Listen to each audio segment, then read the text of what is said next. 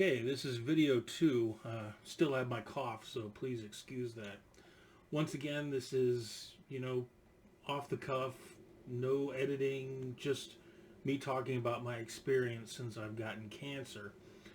Um, so, since the last time I made a recording, I went through my first round of chemo, and I had to wear a little port, a little pouch that had a tube going into the port right here.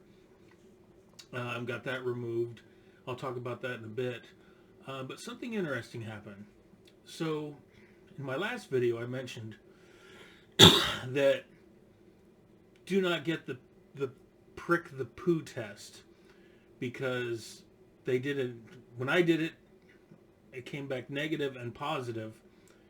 And had I only done it one day, it would have been negative. Would never have known I had cancer, and who knows how bad things would have gotten. Something interesting's happened since then. So they assigned me a new surgeon who's an associate professor at Stanford. So I'm thinking she's pretty darn good. I'm really happy to have her. I asked her, I said, how long have I had cancer? And she said she thought it was about 2 years. And it started my appendix, which I think I mentioned in the last one is really rare. We're talking 10,000 cases max a year. So she mentioned to me it's really rare that they catch appendix cancer when they do a colonoscopy. And the only reason they found it was because it had burst out. So that got me thinking. Had I done a colonoscopy last year, it wouldn't have found it because it hadn't burst out yet. Which means 2 years ago when in my last video I mentioned I could have done a colonoscopy but chickened out, it wouldn't have found it either.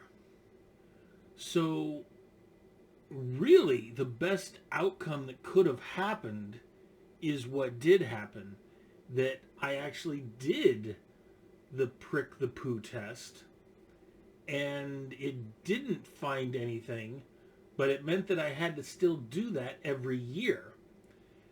Had I done the prick the poo test the first time and done a colonoscopy the second time, it would have come back negative. They wouldn't have found my cancer. It would have ruptured like it did. And don't think of it like an appendicitis rupture. It's completely different. It would have ruptured like it did, and cancer would have spread out through me for, I think they say, if you get a colonoscopy, you don't have to have another one for another 5 years. So it would have been a lot longer until they found this. So in a way, I got lucky doing the prick the poo test, even though I don't recommend it. It's so rare that it happens in the appendix, it's not worth taking that risk. At least for me. And like I said, the colonoscopy was really nothing. It's a simple procedure. Do it. So yeah, I found that out. And then once it burst out of my appendix, it basically spread everywhere. Another thing a lot of people don't know. Did you know your appendix is about this big? About the tip of your finger. I don't know about you, but whenever I see pictures of it, or you always hear, oh, it's got an appendicitis, I always thought it was like this organ, like the size of like a pear that they took out. But no, it's the size of your fingertip. And I know, I'm wondering, back when I was probably 24, 25, they thought I'd ruptured my appendix to the point where they wanted to do surgery that day. They were like, we're going to prep. They literally called down to the where they were going to do the surgery and said, prep the room. We got a guy coming in with appendicitis. And I was freaking out because I just started my first job. My insurance hadn't kicked in yet. And I was like, oh, crap. I don't have any money for this. So I begged the guy, can I wait a day just to see if I can get my insurance coverage to cover me for this. And the guy's like, well, we can, but if it gets worse, come on back in. I came back the next day, and he says, so how's your side feel? I'm like, feels better. And he says, jump up and down. And I did.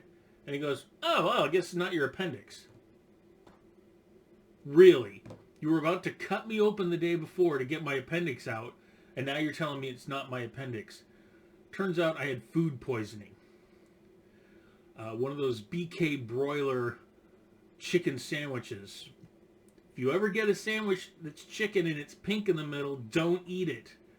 So yeah, I got food poisoning. They thought it was my appendix. But I started to think, maybe if I'd had that surgery, I wouldn't have had an appendix, and I never would have gotten cancer. I didn't ask the doctor that, but it's possible. Another reason, why the heck do we even have the stupid appendix in there? Why not just always take it out? There's nothing good that I've ever heard coming from having an appendix. So that was the information that I thought was pretty, I don't want to say life-changing, but it was interesting that the way that I got found to have cancer was the best way that they could have done to find it. And it was just lucky that they found it when they did. So I even asked, I said, well, how would you know if you have appendix cancer? And she was telling me that there's no pain receptors in where the cancer is. So you never know it when you have it there. The only way you know it is once it ruptures and it starts spreading out onto everything else, and which is how they found it with me. They found the little rupture, and they're like, oh, look, over here and over here. So, yeah, a little bit of interesting news. So, chemo.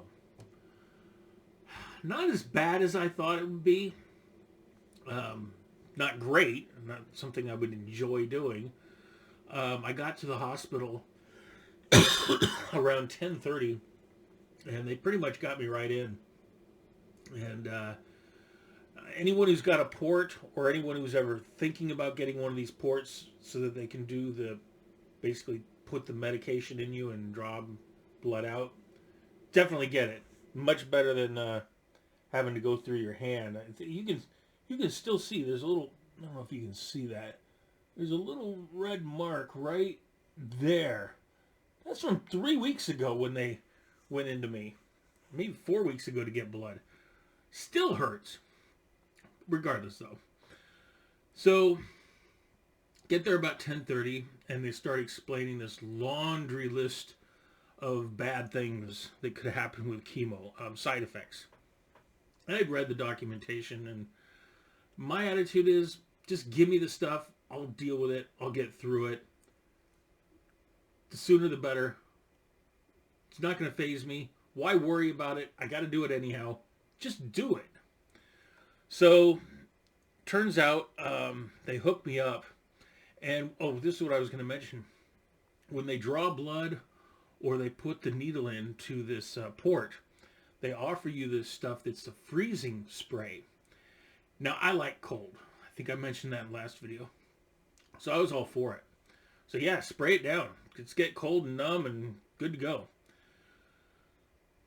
I mentioned that to them this time when they were going to put the needle in me. And as it turns out, the pain that I felt when they when they put the needle in me to draw blood, because I'd put the cold spray on, was because of the cold spray. They said oftentimes that it gives a burning sensation. So I told them, let's try it without the cold spray. Put the needle in, didn't feel a thing. So your results may vary, but I would say first time, try it without the cold stuff. If you're good, don't bother with it, because for me, I'm not going back to the cold spray. So I get there and they put a medication in me. Can't remember the name of it, but they tell me all the side effects for it. Takes an hour.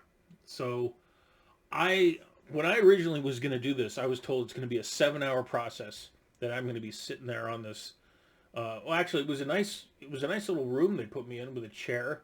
Um, had a door, so it wasn't like the screened-in area that I thought I might get from when they took the blood from me.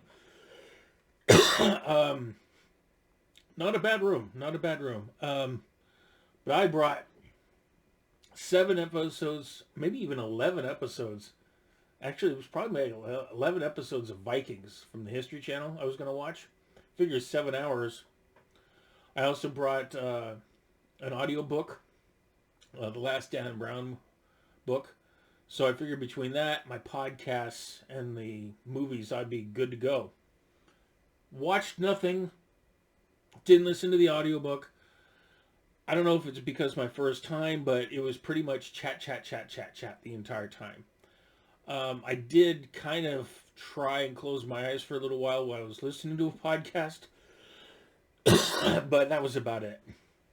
So the first medication, they're like, this one is the one that will give you cold sensations, and then diarrhea, I think, was the two main things you got to watch for.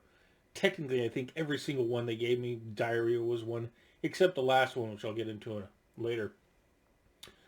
So I'm sitting there, they're pumping this stuff into me, well, the drip system, really. Um, didn't really notice anything.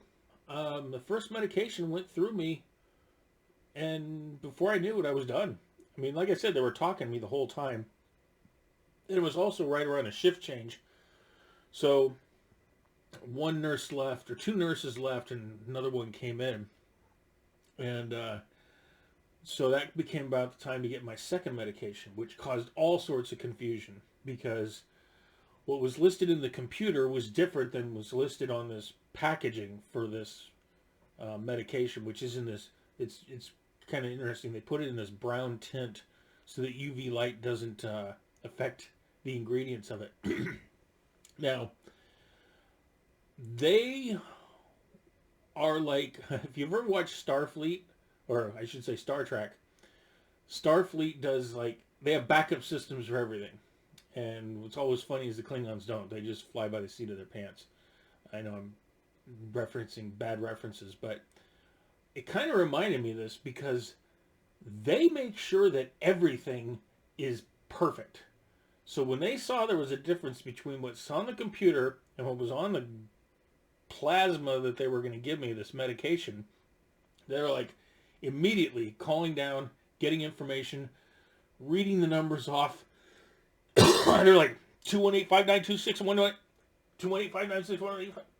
I mean, back and forth, and last name, first name, date of birth, constant. Just triple checking everything. Which makes me feel pretty good being in, I'm not going to cut my, left arm off by accident. Oh, he was in here for, take his arm off or something, You always hear about somebody getting the wrong surgery. Well, they were on top of it. I mean, we're talking triple checking stuff. So as it turns out, they're doing a new procedure on me. I know, they called me special, which I don't know how to take that. Instead of the second medication going for 90 minutes, they did it over an hour. So it was more concentrated. I guess they turned up the drip on it. That medication, they had a whole bunch of side effects, one being diarrhea. One of them being, I think they said it could affect my temperature.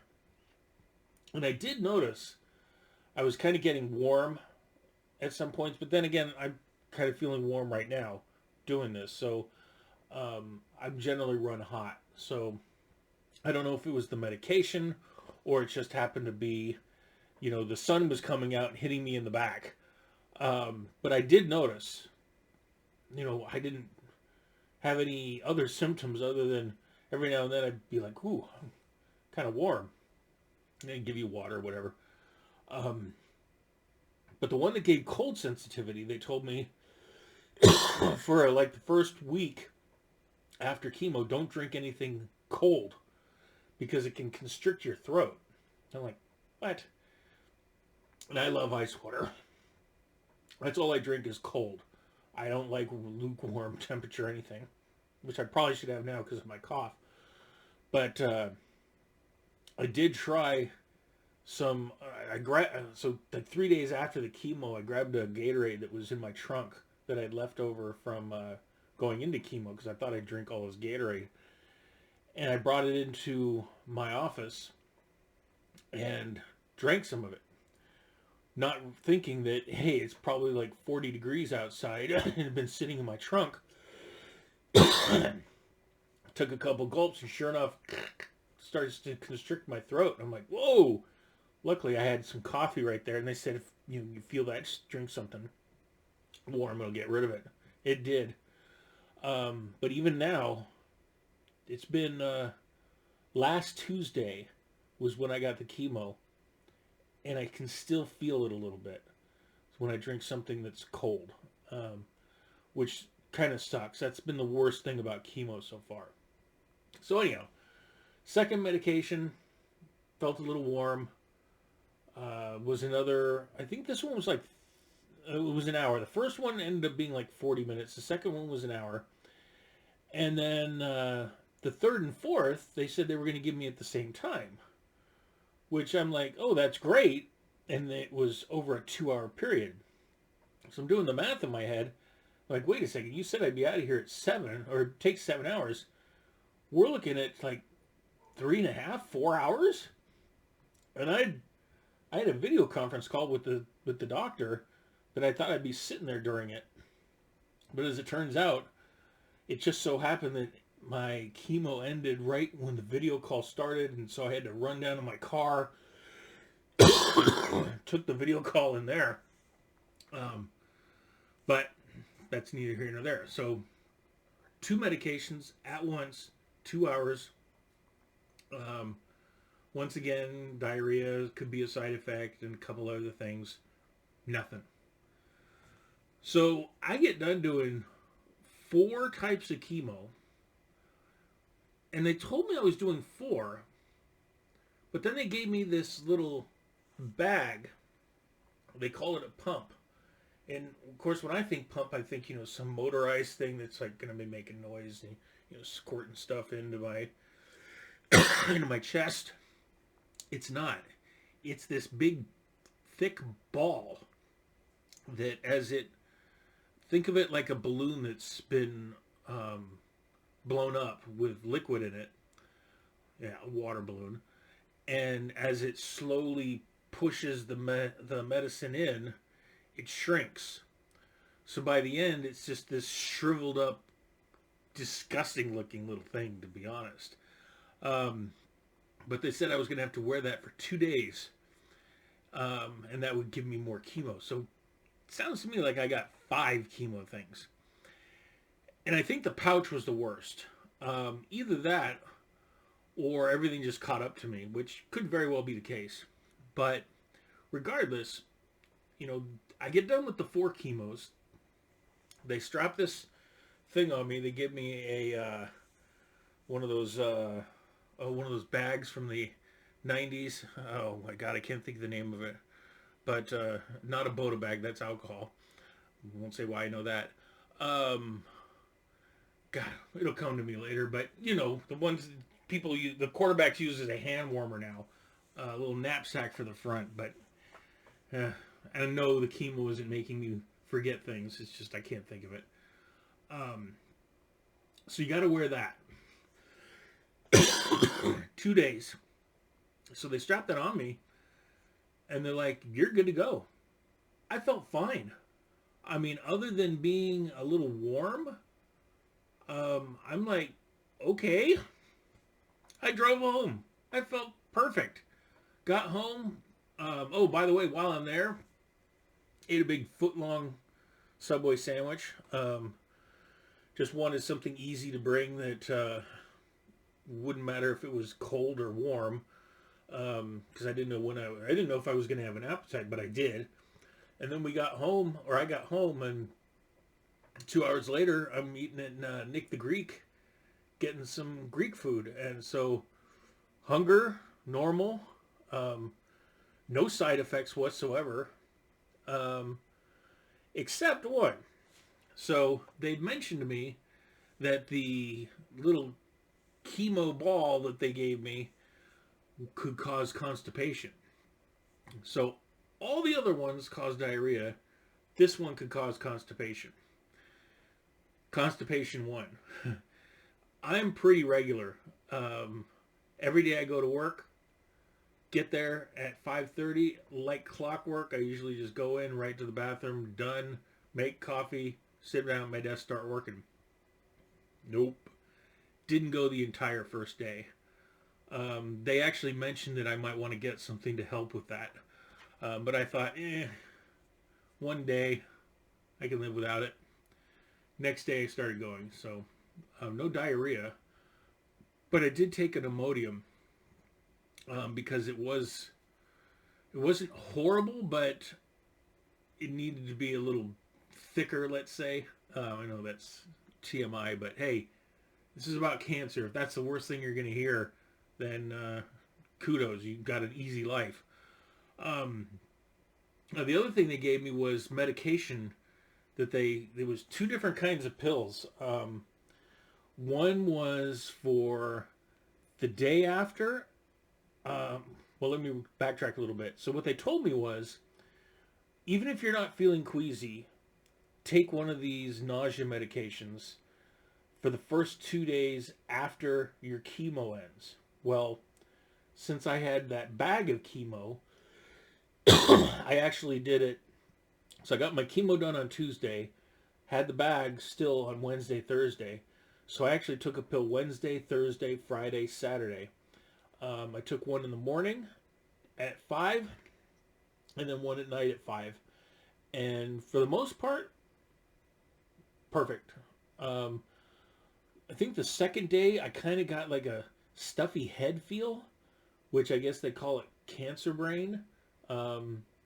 Taking the nausea medication cleared it up. The third day my stomach was a little uneasy. I actually, one of those things where I coughed and kind of threw up and nothing came out. It was one of them, but it was kind of a dry heave thing. So really that's the only side effects I've had. Apparently still have all my hair so far, but you know, who knows? That was the first treatment. So then the way it works is 2 days before, blood test. 2 days after the blood test, chemo. 2 days after chemo, get the ball thing removed. And then you wait a week. So tomorrow would have been a week. And I go back to chemo next Wednesday. Now normally it'd be next Tuesday, but I asked if I could do Wednesdays instead, because then weekends are totally free. I don't have to get a blood test on a Sunday. I can do it Monday after work, and I can return the ball thing on Friday after work. So it's better for my schedule. And Wednesdays I don't have any meetings. So I went to work every day.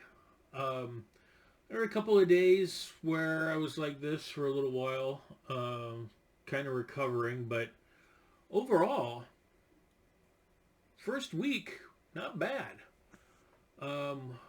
Hopefully, knock on wood, it stays that way, and I can fight through this, because as of right now, I really haven't had to fight much. So that's been my chemo experience so far. I do also have a slight sore throat. One of those where you can feel it. It kind of hurts a little bit, but you can't get rid of it, which is really irritating. And this cough doesn't help. What's ironic is I have this cough again, which is why I went into the hospital in the first place 2 years ago to figure out what it is. And they still don't know. The good news is when they did the PET scan, they did it basically from my eyeballs down, and my lungs are clear. So nobody can figure out why I'm coughing like this. And unfortunately, the more I talk, the more I cough. So doing these, probably not the best idea, but hey, like I said, if one person could get some knowledge of this stuff and know that, I mean, like I said in the last video, when I used to think of cancer, I thought of that Chloe girl from Fight Club, that the rail thin, wearing the scarf, and just kind of like, eee. But cancer cancer medications and treatments have come a long way, especially because of all this COVID crap. Apparently, a lot of new stuff has come out. So look at me. I mean, 5 cancer treatments, medications, no side effects really. As of right now, all my hair. The worst thing I got is a sore throat and a cough, which I got anyhow. So don't think of it as the end all be all. Great. Why didn't I live my life better kind of thing. I'm going to punch through this, be back to normal, and hopefully it's just the only thing that'll come out of it. I'll have lost weight and I'll be eating better. Speaking of which, my friends have been awesome. My friend Steve, high school friend, he doesn't have to work anymore. That's another story. But he's basically been online everywhere, researching all this stuff for me. So I don't even have to think about, what I actually have. I just let him do all of it.